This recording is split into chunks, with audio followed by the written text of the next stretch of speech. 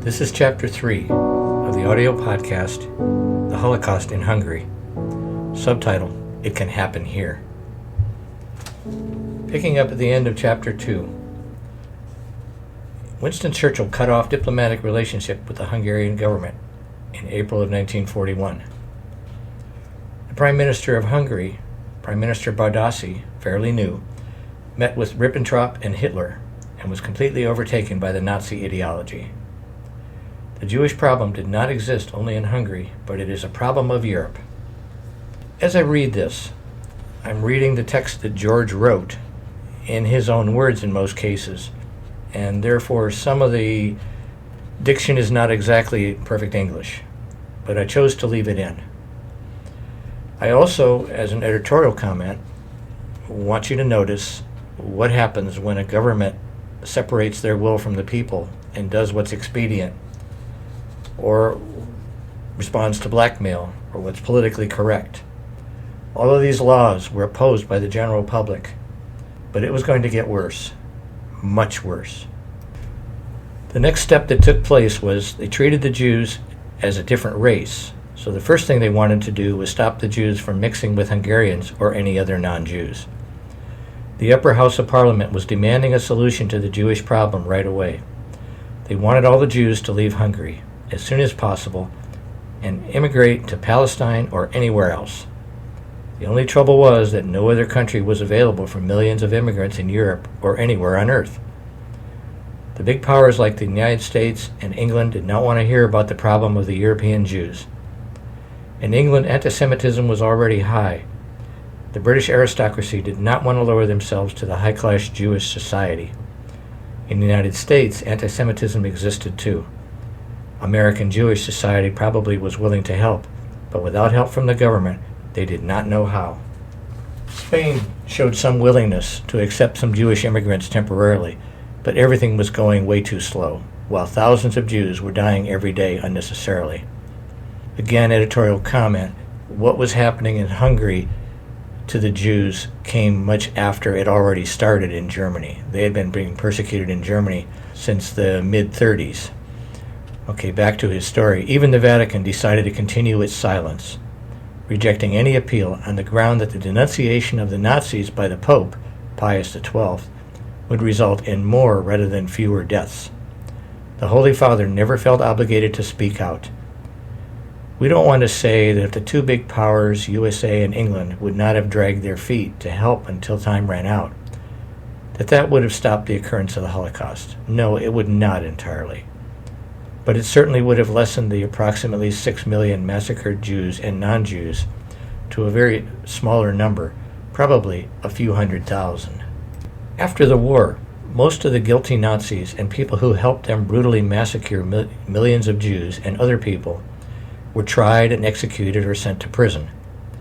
But history does not mention the statesmen or politicians who were accused of committing crimes of negligence by not helping to save millions of lives who were savagely murdered during the Holocaust. Before 1940, Hitler wanted all the Jews out of Germany. Later on, they set up ghettos, and the concentration of the Jews started. By that time, Hitler changed his mind, and the Nazis started to set up concentration camps. Hitler decided the final solution to the Jewish problem will be the destruction of the entire Jewish population in Europe. In other countries like Romania, Jews were killed by the thousands with the knowledge of the government. Beginning in 1941, although there were several restriction orders, the life of Jews in Hungary was not in danger. Hitler kept the pressure on the Hungarian regent, von Horthy, to bring the Jewish problem to a final solution. He wanted all the Jews from Hungary deported to German labor camps. But the regent already was informed about the so-called labor camps, and under no amount of pressure was he willing to answer that request. His answer was still no to Dr. Edmund Wiesmeyer. Hitler demanded that Hungary should send military forces to Galicia for occupational purposes. Since part of Galicia was annexed to Hungary already, the Regent von Horthy agreed to send 4 brigades to Galicia in middle of June 1941. Editorial note here, Galicia covers the eastern part of Poland and the western part of Ukraine at that time. The next section heading is witnessing the Nazi brutality during the war. And I'll make an editorial note. From here on, this gets very hard to listen to. George didn't hesitate to show the brutality of war. On June 16, 1941, when my army unit was ordered to move up to the northern border of Hungary, the whole of Europe was in a big turmoil. The German Nazi forces had taken over a big part of Europe already. My unit was supposed to be part of the occupational forces in Galicia. But after the war broke out, everything changed. Just before we crossed into the border, Germany declared war against Russia on June 22, 1941, and the invasion started right away. Hitler's aggression caught the Russian government off guard. As a former ally of Germany, Russia was not yet ready to launch a war against Germany's updated war machines. Hitler had the advantage of a new and most sophisticated air force, and Russia had long distance in her favor. Hitler, by taking over France and several smaller European countries, weakened his military strength due to occupational forces. Although in the following days after the war was declared, Italy, Finland, Romania, and Slovenia sent troops to help the Wehrmacht, and Hitler tried to put pressure on the Hungarian regent von Horthy to declare war against Stalin's regimes. He wanted them to send military forces to the front line. The regent hesitated because he wanted to keep Hungary out of the war and stay neutral, but his effort to do this did not last long. On June 26, 1941, unmarked warplanes carried out an air attack over a northern Hungarian city, Kassa. The loss and damage were inconsequential because they did not drop the bombs in a populated area, but on fields and farmlands. Still, the people were upset and scared, and they demanded revenge to wage war against communist Russia. Members of the parliament were called up for an emergency meeting. The majority of them voted for war, and the next day, Hungary declared war against Russia. Up until now, only a very few people knew that those unmarked warplanes throwing bombs on Kassa were not Russian, but unmarked German warplanes. That was the way Hitler tricked Hungary into the war, to participate actually against the Russians. Hitler acknowledged a motion from Hungary to declare war with Moscow, and the regent did not have any more excuses to delay the joint venture. Regent von Horthy sent one motorized division, a fast division, to join Hitler's 17th Division to fight against communist Russia. They pushed the Russian military forces back over 1,000 kilometers, and by October 30th, 1941, they stopped at the Donetsk River. My division was following the 17th and 19th German divisions through Poland and Russia. On July 21st, 1941, about 100 kilometers from the city of Stanislav, a German tank SS unit stopped us. Their leader, Captain Erich Schwarzkopf, tried to give orders to the Hungarian soldiers to fill up his tanks from our fuel supply. Naturally, they refused to obey the order. The situation turned red hot, and the Nazi captain still wanted our fuel for his tanks. He had no concern about what we were going to use for our own vehicles. The incident almost ended in a disaster. Although we were facing machine guns, we still had to go by the regulations and take orders only from our commanding officer. Then suddenly our major pulled up behind the Nazis with a machine gun unit. For a few seconds, nothing happened. Then the SS command captain ordered his men to lower their guns. He apologized, and they left. I can tell you, for a few seconds, not one, but all of us were sweating like horses under heavy loads. We kept moving, and by the end of July 41, we reached Stanislav, populated by women, children, and mostly old men. The Russians took all the young men and those who were able to work. After the German military went through, they took all the leftovers and almost all the Jews. We were stationed in Stanislav for a couple weeks. There was one store in the town, like a small general store. It was owned and operated by a Jew. His name was Sam Moskowitz. He was in his early 50s, had a wife and a daughter who were helping him take care of the business. Looking back on those days, I still can't understand why the Nazis didn't take him and his family away sooner. During our 2 weeks of stationing, we learned a lot about Sam and his family and their problems. I spent quite a bit of time with them, and after the third day, as we were stationed there, I was invited and had supper with them every evening as long as we were there. His daughter, Becky, in her early 20s, was an extremely cute girl, and I will never forget those days as long as I live. On the second week of our being there, our trucks were loaded again with medical supplies and other things for the troops ahead of us. We were ready to pull out the next morning. The night before, Sam came over to my quarters just before supper time. I was really not surprised when he told me through the underground he heard that the Germans were going to pick up all the remaining Jews in the town the next morning. He asked me if I could do something about that. I knew that the trucks that brought the supplies to us to take to the front would be starting back to Hungary the next morning. It took me a couple of hours to work out a plan with the homegoing unit. They agreed to take 3 Jewish families, 11 people, to Hungary or some other safe place. During the night, Sam and 2 of his friends loaded some food and drink from his store into the trucks. The rest of their families gathered in my quarters until they were ready to leave.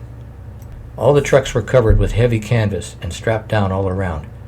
Nobody could look inside without opening the rear flap. The trucks were taking damaged medical equipment and other repairable stuff back with them. One of the trucks had to take 2 recuperating soldiers back home. During the darkness of the night, we put all 11 of them on the trucks. The men had to put on some old uniforms. The women and children were hiding behind old canvases and other junk. It was almost daybreak when they started to pull out. I watched them moving away. They had to pass through a German checkpoint. Although the Germans did not have the authority to check our military vehicles, we never knew what the Nazis would do. The drivers left the rear flaps open on the trucks, showing they had nothing to hide.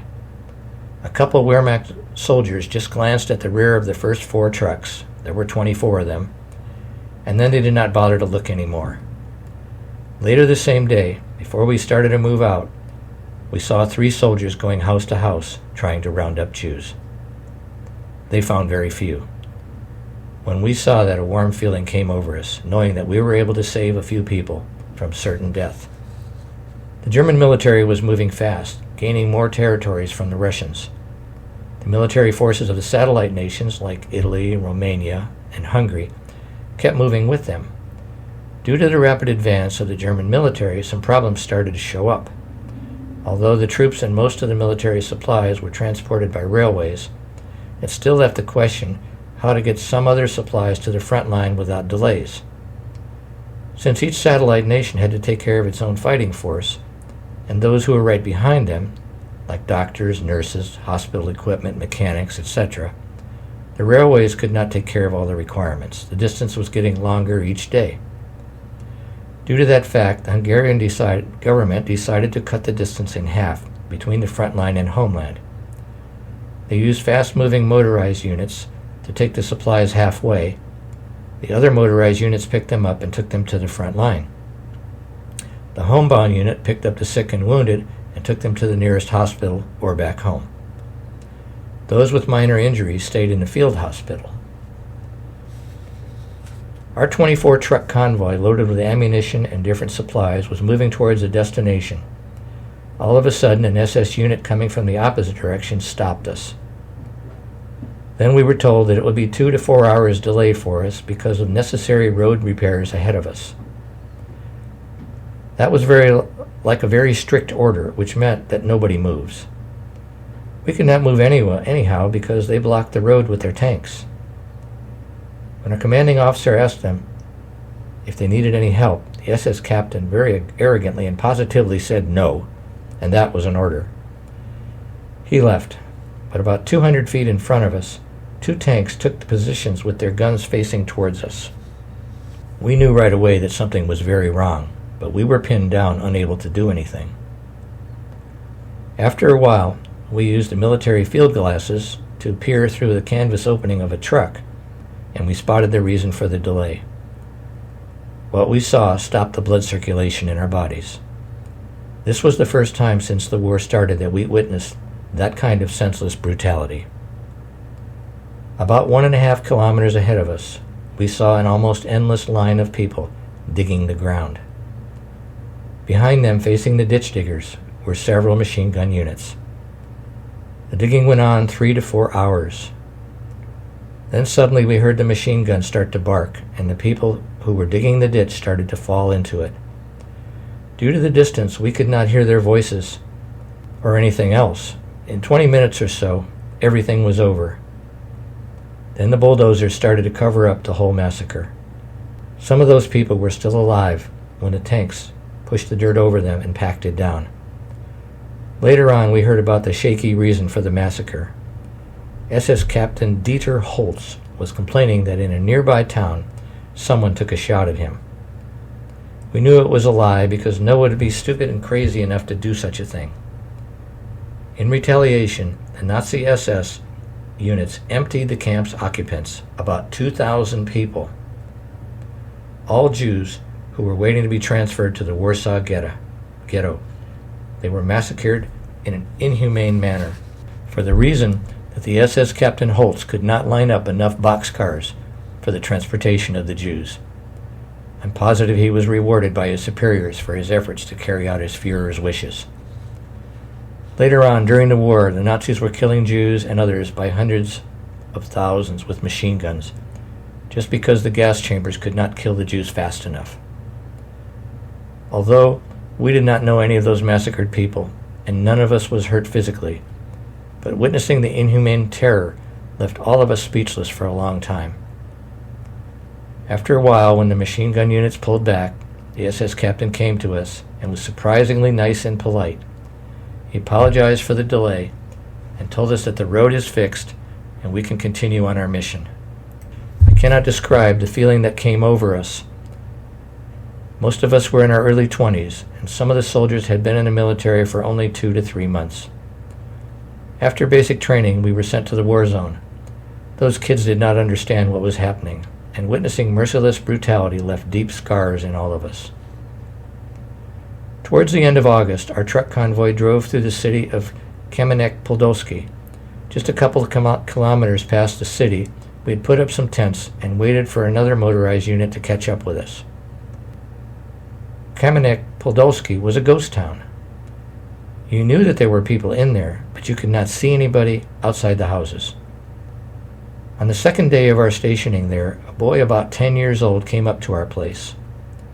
The guard brought the kid into the camp. He did not speak Hungarian, only Polish. Since I talk Polish myself, we did not have any problem. He told us that some of them in the town were Polish Jews, but fleeing from the Nazis, they went to Hungary. He brought a piece of paper with him, which had Hungarian writing on it. The note said, "We are Hungarian Jews, mostly from the southeast part of Hungary, from the cities of Garani and Zorgo, etc. We are hungry and some of us are sick. We beg you, in the name of God, if you are able to help us, please do so." 3 of us drove back to the city to find out what is going on over there. We never heard that any of the Jews were deported from Hungary while we were home. When we got over there, a man and woman came out of one of the houses. They had no clothes on, only a piece of rag hanging down in front of their waist. They told us there were about 20,000 of them in the city, most of them Jews, but some were gypsies, and about 18,000 of them were from Hungary. The rest of them were Polish. The Hungarians were from different cities in Hungary. They were rounded up by local police with the help of the gendarmes. None of them had Hungarian citizenship because they fled their native countries, Poland and Romania, in fear of the locals and the German Nazis. There were 2 Hungarian sisters I knew personally. The last time I saw them, they were nightclub dancers in Budapest at the end of 1940. They left the capital in early 41 because they didn't feel safe there. Unfortunately, they chose the wrong city. All of them were almost nude. After all that humiliation, it didn't bother them very much. They lost their feelings a long time ago.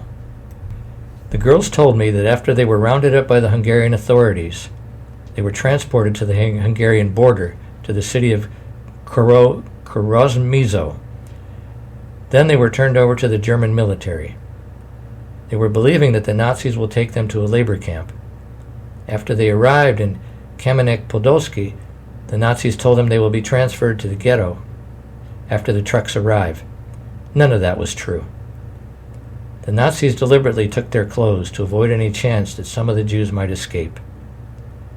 Before the Nazi motorized unit left, they were told that in a week or so, another convoy will arrive and take them to their destination.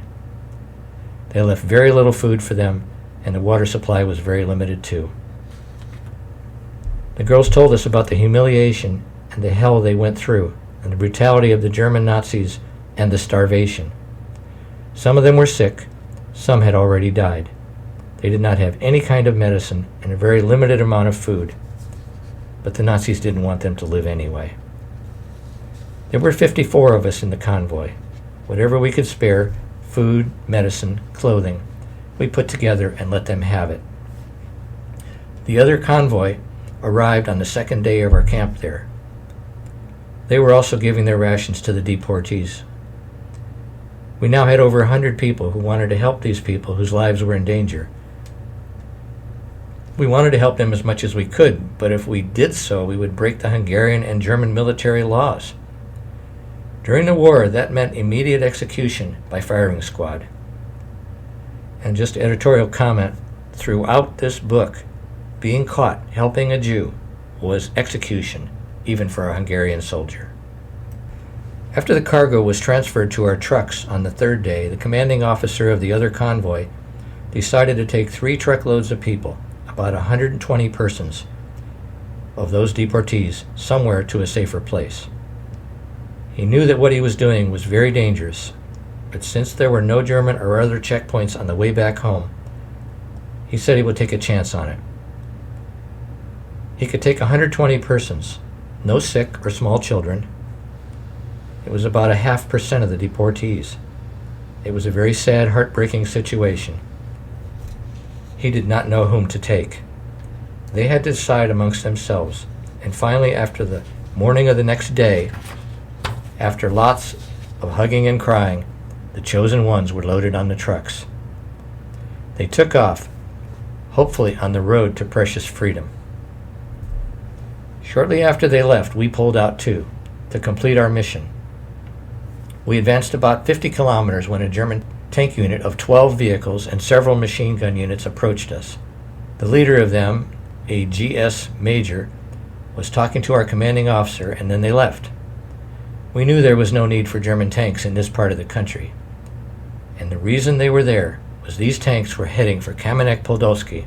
That left only one possibility, that another brutal massacre was on its way. We did not know for sure at the time, but when we left Russia later and went back toward the end of January 1942, we heard the shocking news that after a few months of terror, all those Jews and non-Jews we saw last year in Kamenek-Podolsky were brutally massacred by the German SS Brigade, also by certain Hungarian military units and members of the Ukrainian militia. The Nazis used the same method for mass murder that they always did. They let the victims dig the ditches, then cut them down with machine gun fire, and bulldozers covered up the dead bodies. Approximately 19,000 Jews and non-Jews were killed there in the most savage and inhumane way. This is the end of episode 3 of the podcast based on the book by George Hidveghy, written in 1996, The Holocaust in Hungary, and It Can Happen Here.